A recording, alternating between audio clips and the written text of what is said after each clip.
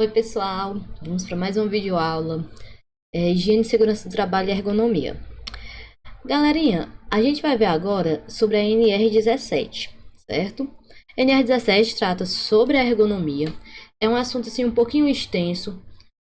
Como vocês podem observar aqui no slide, eu peguei os recortes da própria NR e coloquei aqui. Mas para não ficar tão cansativo e nem tão longo, não vou ler tudo.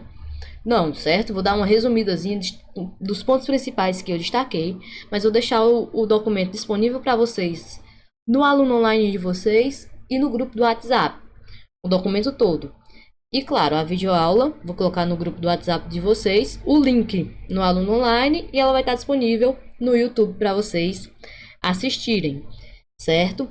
Peço que assistam toda, embora fique um pouquinho extensa, mas assistam toda, porque é importante tanto para a avaliação de vocês, quanto para a prática de vocês, quando estiverem no laboratório, quando forem para o estágio, tá certo, pessoal? Então vamos lá. Primeiramente, do que se trata a NR17, certo? É o que? As condições de trabalho, as características psicofisiológicas dos trabalhadores, de modo a proporcionar um máximo de conforto, segurança e desempenho eficiente. Ou seja, é tudo que envolve o comportamento, a postura, o psicológico do funcionário em relação ao trabalho. Dentro da CNR, a gente vai ver alguns aspectos principais, que são eles: levantamento, transporte e descarga de materiais, a questão do mobiliário, os equipamentos, as condições do ambiente do posto de trabalho e a própria organização do trabalho de uma forma geral. Certo, pessoal? Então, vamos lá, vamos iniciar aqui com o levantamento, transporte e descarga individual de materiais. Primeiramente, a gente tem que entender o quê? O que é um transporte de carga manual? É quando esse transporte, o peso dele é suportado inteiramente por um só trabalhador. Então, eu tenho isso como característica de um transporte manual de carga. Isso de forma contínua ou que inclua mesmo de forma descontínua o transporte manual de cargas. Como assim? Se eu trabalho diretamente naquilo, se for carregando cargas, ou se eventualmente que é realizado esse transporte manual de cargas. E eu tenho que fazer uma observância bem importante, pessoal, que é no quesito que, quando ele for executado por mulheres e trabalhadores jovens, o peso máximo dessas cargas ele deverá ser nitidamente inferior ao que é admitido para homens. E o que seria um trabalhador jovem? É um trabalhador que tem idade inferior a 18 anos e maior do que 14. Então, como seria feito esse transporte manual de cargas? Aqui nessa ilustração a gente pode observar o seguinte, ó, aqui bem aqui em cima, onde ele mostra o lado correto e o lado incorreto. Eu tenho que observar o quê? Quanto à minha postura. Eu não posso fazer esse levantamento de carga, com esse transporte de carga, com a minha coluna curvada. Por quê? Porque eu vou desenvolver alguma doença do trabalho em questão da minha postura por conta disso. Aqui ele mostra o jeito correto, ó, como fica a posição da coluna aqui, ó, o trabalhadorzinho aqui, ó, o bonequinho. E aqui, quando eu faço curvado, que é o jeito errado. Fiz isso uma vez, vai me matar? Não. Mas, pessoal, quando eu faço isso continuamente, sempre da forma errada, eu vou desenvolver algum problema, alguma doença. Então, aqui na ilustração, ele mostra perfeitamente como deve ser feito esse levantamento e como deve ser o processo para colocá-lo no chão novamente. É só fazer o inverso do que o bonequinho fez na hora do levantamento.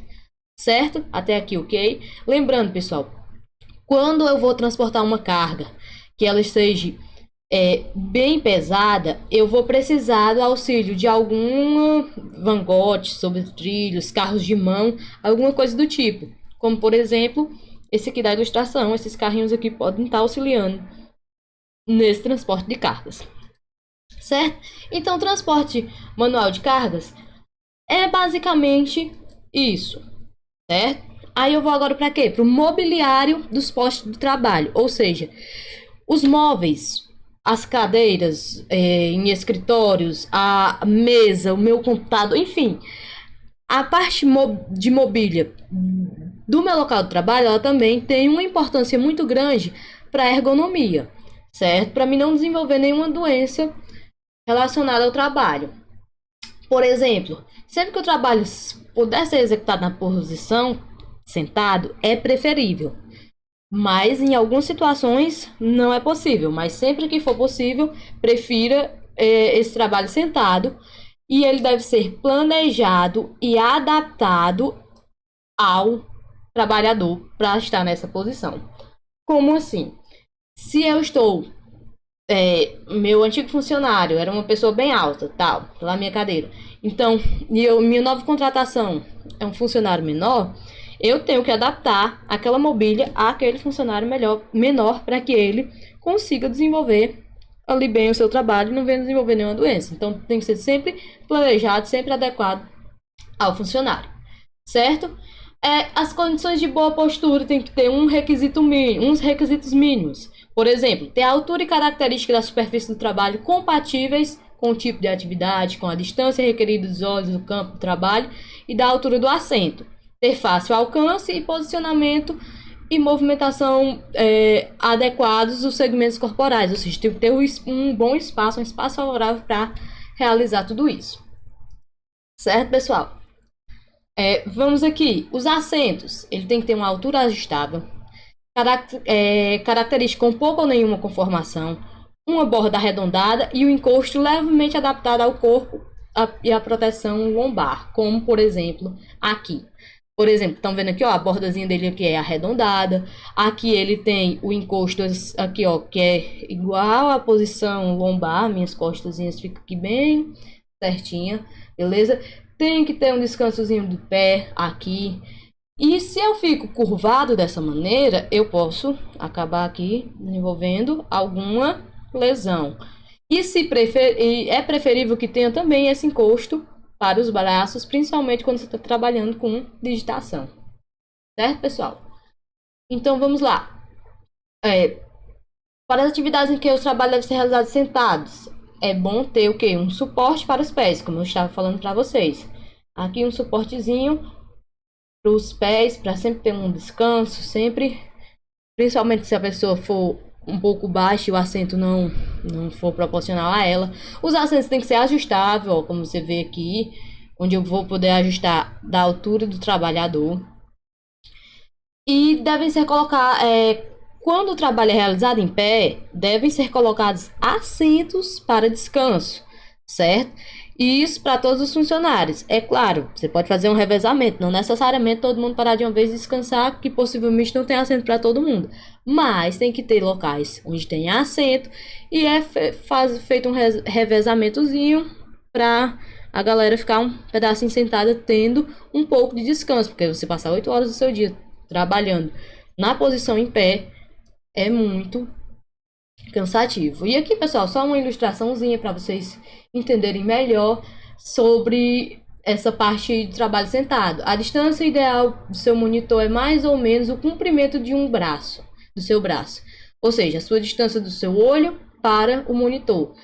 E lembrando, tem sempre que ajustar também esse monitor aí na sua altura. Se ele não lhe permite, não é daqueles ajustável, autoajustável, você pode também estar utilizando alguns suportezinhos que tem para monitor. Deixa eu procurar aqui para me mostrar para vocês. Como por exemplo esse aqui, um suportezinho onde você consegue fazer esse ajuste, já que o próprio monitor não levanta e sobe. Certo, pessoal? Então vamos retornando aqui. Então tem que seguir todos esses passozinhos e vocês deem uma olhadinha, uma lidazinha melhor nele, dá uma pausadazinha aí no vídeo e verifica bem certinho, pra gente não se estender muito.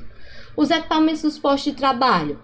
Primeiro, quando eu trabalho com parte de digitação, datilografia, enfim, tem que ser fornecido um suporte adequado para os documentos. O que seria esse suporte, pessoal? É um suportezinho de leitura. Quando eu trabalho com digitação, e ele tem que ficar no meu campo de visão, entre o meu monitor, para que eu consiga fazer esse trabalho sem estar rotacionando muito o meu pescoço ou abaixando o pescoço. Se eu deixar só a folha sobre a mesa, eu vou estar fazendo esse movimento.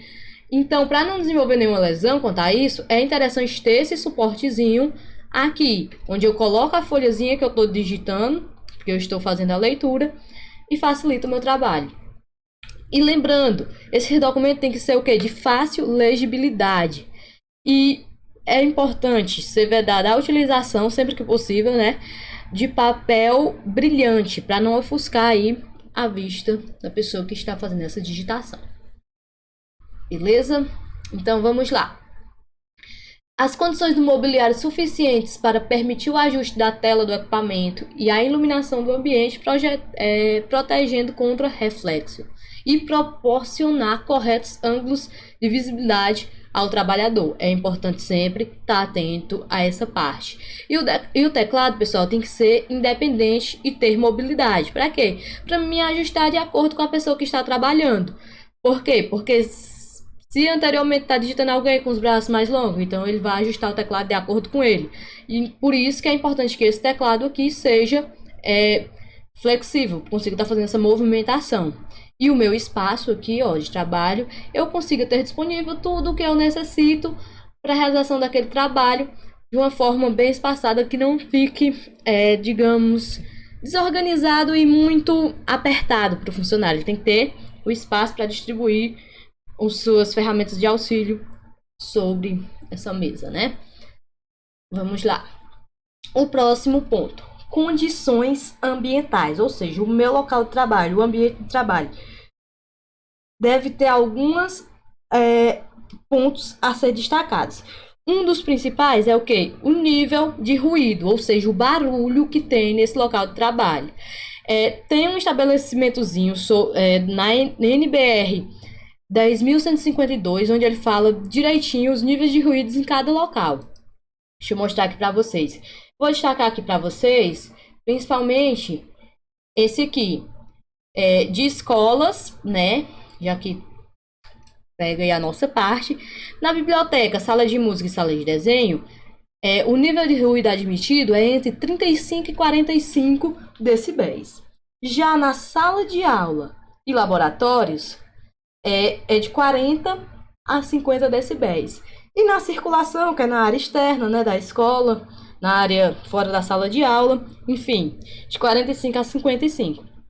Quando a gente retornar para a escola, pessoal, a gente tem um aparelhozinho que mede os decibéis lá na escola. A gente vai fazer essa testagem se a gente está dentro da NR17, né? Se a gente está obedecendo esses níveis de ruídos aqui, beleza? Outro ponto importante aqui também das residências, ó, dormitórios e sala de estar, de 35 a 45 e de 40 a 50. E nos escritórios, quem trabalha em escritórios, tem aqui também em cada ambiente, se é sala de reunião, sala de computadores, de gerência, de mecanografia, certo? É importante estar se atentando a essa questão desses níveis de ruídos dentro dessas áreas, beleza? Outra coisa importante, a temperatura, né? Tem que variar de 20 a 23 graus, a velocidade do ar e também a umidade relativa do ar, e também tem que estar nesses padrões que estabelece essa NR. Uma coisa importante, se algum local não está dentro da NBR 10.152, então o nível de ruído admitido é de 65 decibéis. Certo, pessoal? E a iluminação, pessoal, é importante que ela seja natural ou artificial, mas que ela esteja em um nível que possa possibilitar o funcionário não ter nenhum problema aí com a sua visão. Vai depender do tipo de atividade que eu estou desenvolvendo. A minha iluminação tem que ser de acordo com ela, de acordo com essa função que eu estou desenvolvendo, para não provocar nenhum ofuscamento e também não ter pouca luz e acabar prejudicando a visão do funcionário. E a organização do trabalho? Bom, tem que ser considerado, para efeito desta NR, deve ser levado em consideração, no mínimo, as normas de produção, o modo operatório, a exigência de tempo, a determinação do conteúdo de tempo, o ritmo de trabalho e o conteúdo de tarefas. Dentro desse ponto 17.6, eu destaquei aqui essa parte aqui que é bem importante, ó. Quando um funcionário ele é afastado por mais de 15 dias, quando ele volta a trabalhar, o ritmo de trabalho dele não vai ser o mesmo, até porque é como se ele estivesse começando de novo, né, digamos assim. Então, esse ritmo de trabalho ele vai sendo aumentado gradativamente. Eu não posso exigir que o meu funcionário tenha o mesmo ritmo de trabalho que ele tinha antes desse afastamento, certo? Seja o afastamento por qualquer motivo, onde cabe aí dentro esses 15 dias, superior a esses 15 dias. Tá certo, pessoal? Dentro da CNR também, eu tenho o anexo 1 e o anexo 2, que é o trabalho de operadores de check coach, né? E o trabalho em teleatendimento e telemarketing.